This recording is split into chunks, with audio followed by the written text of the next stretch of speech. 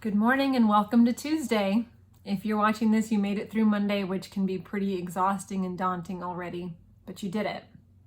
But did you do it on your strength or did you do it with the help of God? I know when I start my week, I like to grab my weapons for the week. My highlighter, so I can highlight all of the things that I need to get done. My pen, so I can check them off my checklist.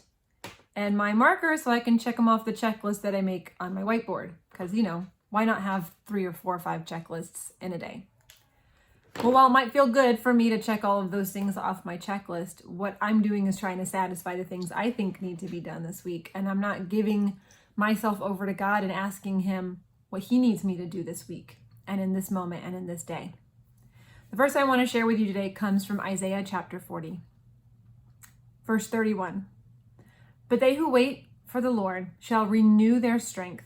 They shall mount up with wings like eagles. They shall run and not be weary. They shall walk and not faint. When I'm chasing after the things that I feel like need to get done, I get exhausted.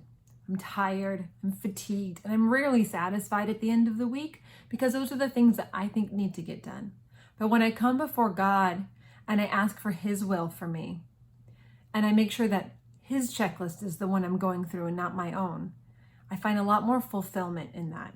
And maybe I don't feel like I could run a marathon, but I certainly don't feel quite as worn out because I feel good in my heart and in my soul. In 1 Peter chapter 5, verse 7, we're told to cast all of our anxieties on God because He cares for us.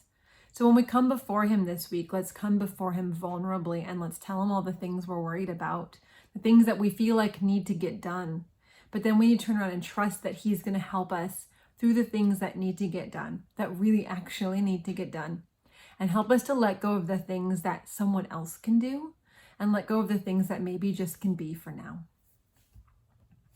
Proverbs chapter 3, verse 5 says, "Trust in the Lord with all your heart and do not lean on your own understanding." Remember that we're not the ones in charge, because when we are, we do a pretty miserable job at making sure everything is done perfectly. So instead this week, I pray that you're able to come before God and to ask Him what His will is for you today and this week, to put your checklist aside and to look at the checklist that God has for you to do this week. And I pray that you find fulfillment, strength, that you feel like you are soaring with wings like eagles. I hope you have a wonderful week. God bless.